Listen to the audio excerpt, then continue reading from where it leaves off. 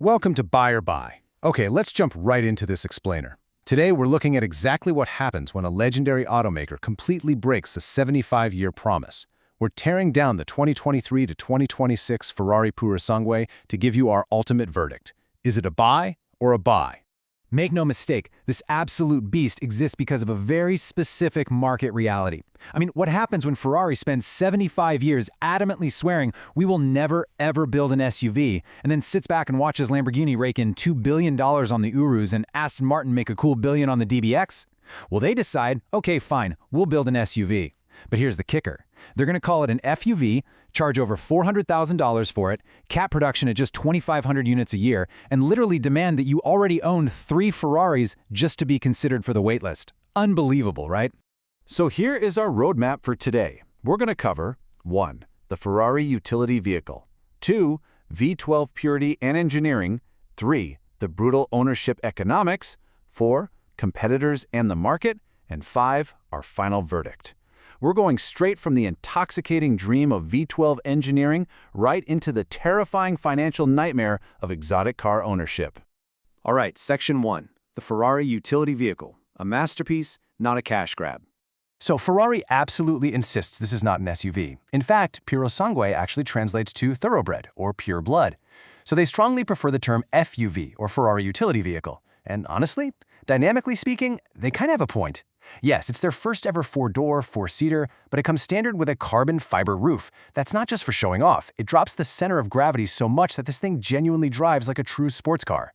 Pair that with a perfect 49 to 51 front to rear weight distribution, and you get a design so stunning, it literally won the 2024 Compasso d'Oro Industrial Design Award. Moving on to Section 2, V12 Purity and Engineering, the heart of the beast. Now this is where it gets absolutely crazy. There's no V8 option here, no V6 hybrid, and definitely no electric Purosangue. Ferrari deliberately chose a naturally aspirated 6.5-liter V12 to make a massive statement. I mean, we're in an era where almost nobody offers a V12 anymore, aside from maybe the Aston Martin Vanquish or the Lamborghini Revuelto. It's from the exact same engine family as the legendary 812 Competizione. We're talking 715 horsepower at 7,750 RPM and 528 pound-feet of torque at 6,250 RPM. And oh man, it climbs to a screaming 8,250 RPM redline. It produces what is widely documented as one of the single greatest exhaust notes in modern automotive history.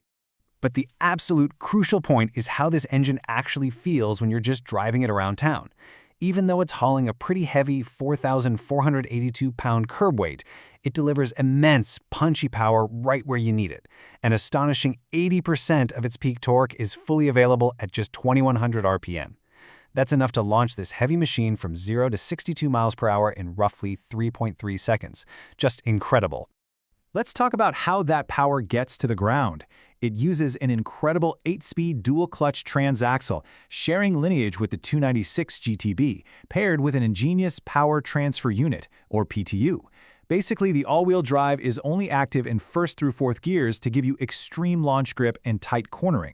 But the second you hit highway speeds and shift into 5th through 8th gears, the system just completely disconnects the front axle. Boom, you are purely in rear-wheel drive for maximum efficiency and those raw driving dynamics, all aided by standard 4-wheel steering.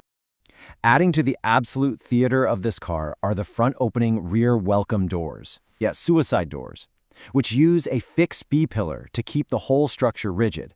But the real magic is hidden underneath. The Purosangue features a world first on a production car, Multimatic True Active Spool Valve or TASV dampers. This active suspension system is a total engineering marvel. It manages that 4,400-plus pound body and keeps it unbelievably flat in the corners, way better than literally any competitor out there. Now, for Section 3, the brutal ownership economics, the financial nightmare. Okay, brace yourselves because Ferrari strictly caps production at just 20% of their total volume. And like we said earlier, you need an extensive client history, usually owning 3 or more Ferraris just to get on the 2 to 3 year waitlist. The launch MSRP was around $398,000, sure, but if you actually spec one out in the tailor-made program, you're easily looking at $500,000 to $600,000. And what if you want to skip the line entirely? Well, lightly used examples with just a few thousand miles on them are trading for between $480,000 and $650,000. You are literally paying a $50,000 to $200,000 premium over the sticker price. And the terrifying costs absolutely do not stop once you buy the car. The second you start driving it hard, you're looking at eye-watering exotic car repair bills. Remember that 8-speed dual clutch hauling all that weight? Yeah, clutch wear between 30,000 and 50,000 miles will run you $15,000 to $25,000 to replace. Bringing that weight to a stop takes massive carbon ceramic brakes, costing $4,500 to $6,500 per axle. And this Pirelli P0 tires, they might only last 8,000 to 15,000 miles, and a new set is going to cost you up to $5,500. You also really need to know that this high-revving V12 naturally burns a ton of oil, completely by design.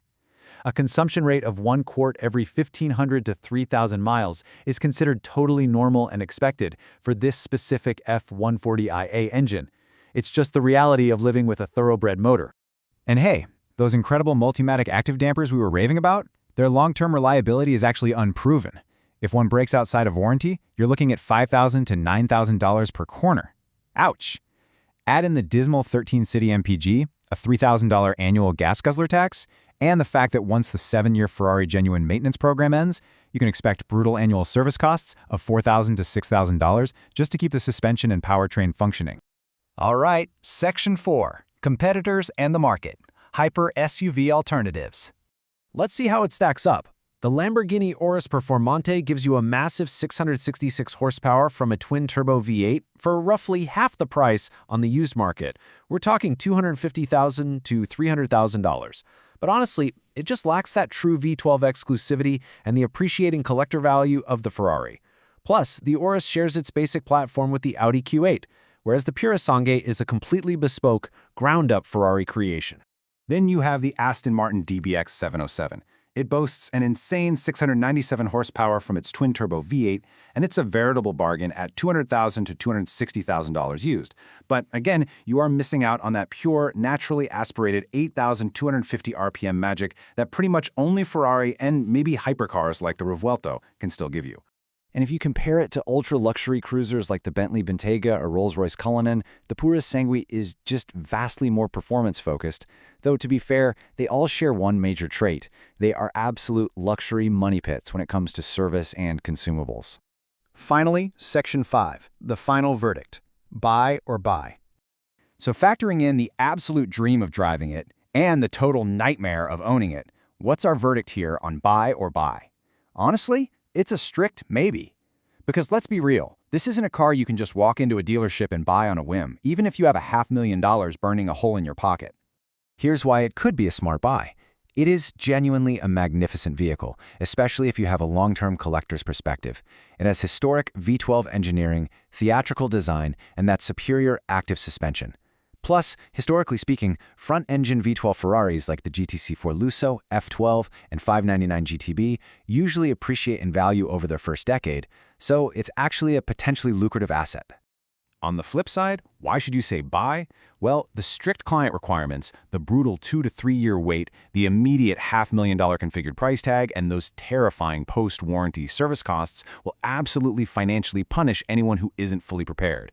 If you don't already have an established relationship with a Ferrari dealer, your only real option is paying that massive $50,000 to $200,000 premium on the used market. So it all comes down to this. Is the pure emotion and extreme exclusivity of that screaming V12 really worth enduring an absolute financial nightmare? If you're an existing client with the budget and the patience, it's the ultimate utility vehicle for sure. If not, it's a hard buy. Thanks so much for joining me on this explainer, and I'll catch you guys next time.